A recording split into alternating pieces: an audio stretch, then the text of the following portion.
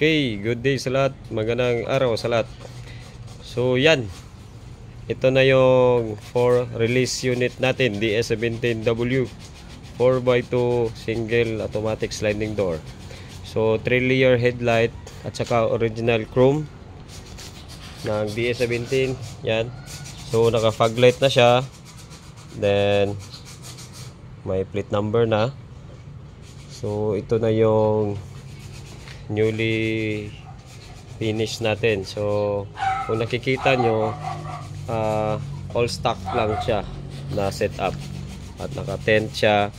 Nadagdag lang natin yung R15 mags kasi kasama yan sa inclusion ng finish natin. So itong unit na to, sa awa ng Diyos at natapos din ang lahat. And then nabapping na wax na, and then na detail na natin yung overall.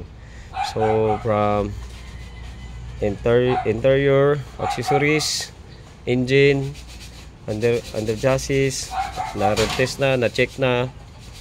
So na fix na yung dapat i-fix. So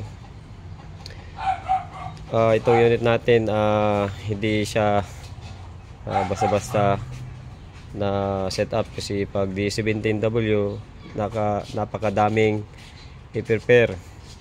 So medyo madugo talaga yung setup ng DS17W, and then halos marami siyang module electrical.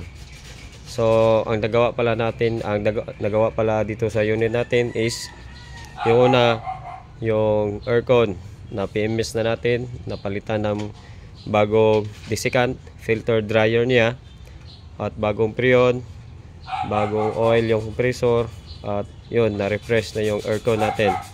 So next is yung engine. So na-PMS na yung engine, bagong engine oil, bagong oil filter, and then bagong belt kasi for replace yung belt at saka tensioner. Yung throttle body cleaning, injector cleaning, bagong linis, spark plug, nalinisan na din, okay pa man yung spark plug nya. And then na throttle body, so transmission nalinisan, oil pan cleaning, transmission change oil ATF, and then nalinisan yung mga solenoid yung sa ilalim, at saka yung strainer, saka yung differential natin oil, at palitan na din ng oil. So sa conversion, na-fix na namin yung dapat i-fix. So meron talang dapat i-fix, may lagutok. So okay na yon, na-fix na. And then yan, na-tent natin yung lahat ng salamin. So nag-request pala si client na walang tent yung gitna. So nalagyan naman, nalimutan ni fabricator natin sa tig tent. So yan, nabuo niya. So mahirap na tanggalin, baka masira pa. So yan, yung engine, under chassis, na fix na natin. So wala na siyang lagutok, na-align na siya, camber alignment, wheel alignment, and then na-detail na yung interior. Na-setapan na natin ng floor matting, third seat, dashcam, and Android. So yan, i-check natin yung loob. So dito tayo sa side. So naka R15 mags, 175, 50, 55 yung gulong, at saka yung ito na yung na-finish. Tuloy itong setup natin, hindi man ito kasa, pero pinaigihan na maganda yung resulta. So yan talaga yung setup, at ito lang yung nakayanan namin. So ito yung gawa ni Master Pogi. Uy, tumawa. Andito pala si Master. Singit kandali. Yan. So yung sang pintor natin. Yan. Shoutout Sai. Shoutout saya mga guys. So yan. So si Master kumakapa dito. So continue. So check natin yung loob. Kung nakikita nyo, buksan muna natin yung Yung yan. Tsaka dito.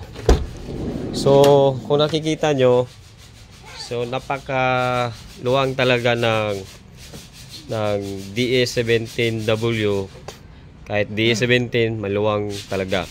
So pag W, captain seat. So mayroong captain seat sa DA17B, pero paminsanan lang. So dito DA17W, andito na sa kanya lahat. So yan, yung color setup ng seat cover natin is gray, dark gray, yung request ni client. At saka yung floor spaghetti matting niya is gray din. Yan. So napakaganda at napaka linis ng setup at inayos lang talaga at hindi talaga basta-basta makuha ang ganitong klaseng linis, kasi yung kamay ko yan nagnipis na sa chemicals. Yan. So okay lang, ganyan talaga. So more sacrifice para makuha yung standard at hindi man talaga perfect. Actually, meron mga ganyan talaga yung surplus, pero pinagihan na maganda yung result. So, yung accessories natin, walang spray na paint. Linis lang yan siya lahat. So, kahit i-close up natin, yan, malinis siya. Tingnan. Then, safety, walang pintura na matuklap. Yan. So dito tayo sa ito, power window. Yan, power window yung unit. At saka ito yung dashboard na gawa ni Master. Yan, so napakalinis at all standard setup ng color. Medyo gilight namin para mabagay konti sa sa upuan. So yan. So ito na yung dashboard ng DA17W or DA17B. So naglagay kami ng 9 inches na Android at saka dashcam. So yung original setup 7 inches lang. So nag-add on si client na mag 9 inches. So yun. So dito tayo. Yun, ito yung shifter.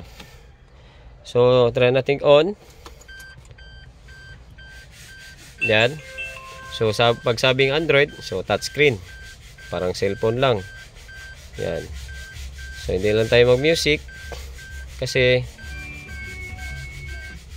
baka copyright tayo. Meron siyang dashcam, touchscreen din. Lenovo yung nilagay natin kasi full screen at saka maganda siya tingnan. So yan.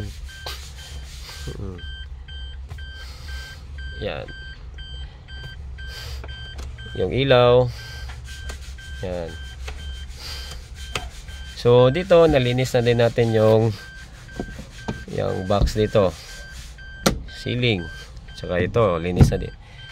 So dito nalinis na. Yan. So ito walang mga concern. Minsan mawawala talaga. So mahirap maghanap ng pangtakip. So ganyan talaga sa surplus. Yan. Ito yung dashboard niya.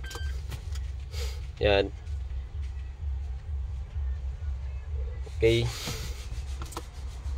So all accessories ay nalinis na. Kahit dito sa ilalim, dito malinis na din. So ang ganda kasi kapag ang result ay malinis. Yan.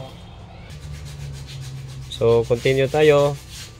So yun, sabi ko yung kalinisan talaga yung importante sa lahat. So kailangan malinis para maganda din tingnan. So yan, lahat ng accessories original color, walang pintura, plastic original. So linis lang, pero hirap maglinis, pero sige lang, sacrifice, ganyan talaga. So yan, ito yung gawa na seat cover ni Sir. request. Yan. Napakaganda tingnan ng seat cover. Yan. Yung engine, check natin.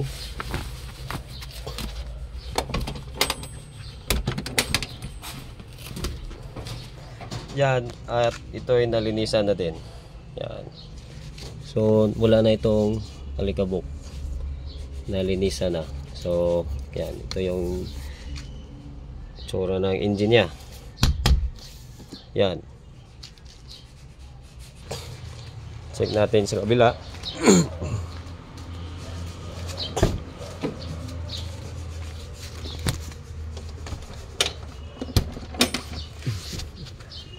Yan. Linis na din. So, yan ang dumi. Malinis na. Yan na yung makina. So, bagong change oil ito. Bagong PMS. Properly, walang magic. Walang sindikato na pagka PMS. So, yan. Okay. So, close natin.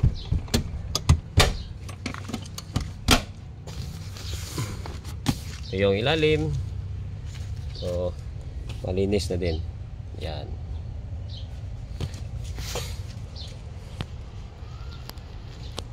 So spaghetti mat. Ganda tingnan, malinis siya. Yan. So kung titingnan nyo, hindi man talaga ito brand new yung unit natin. So nirevid lang, nilinis, tiniturahan, at sa nirekondisyon. So ito lang man talaga yung katotohanan ng mga surplus, at hindi talaga siya brand new. Surplus siya. Yan. So yan, power window, yung all power lahat. Yan. So dito tayo, pindot lang, at napaka ganda. So ibalik natin yung upuan. Yan.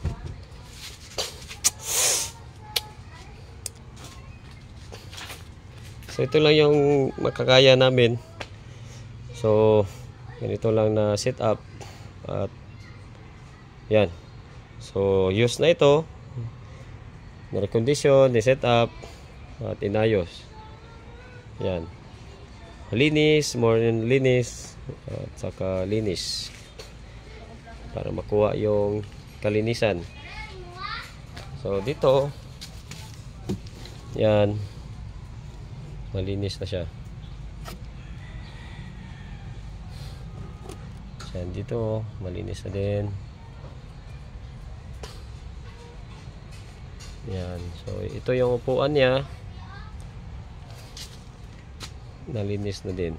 So,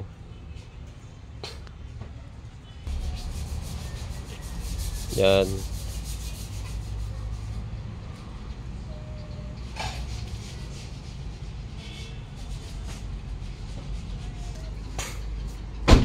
So, dito tayo sa likod.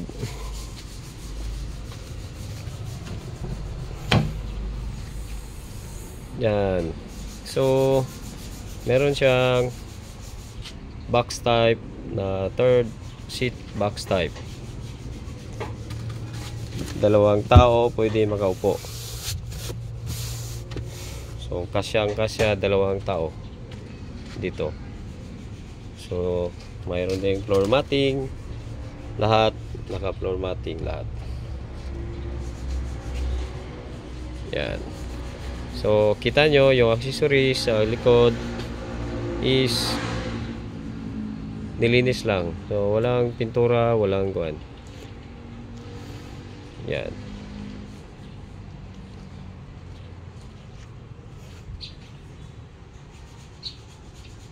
Yung ceiling cloth lang yung nilagay. Yan.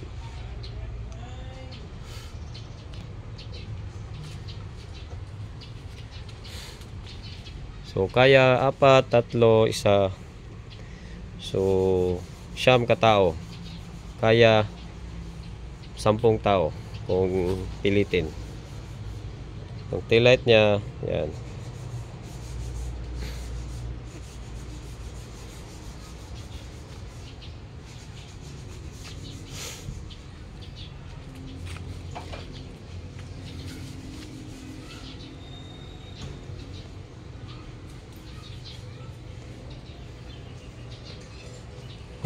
Okay.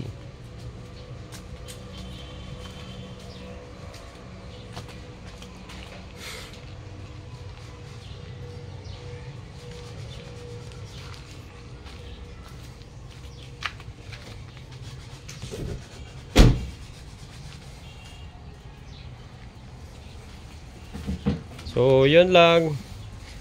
Magandang umaga. Thumbs up. Thank you. Maraming salamat sa pagtitiwala. From Niela Japan Surplus Vlog. So, made to order unit. Yan. Thank you. Good day.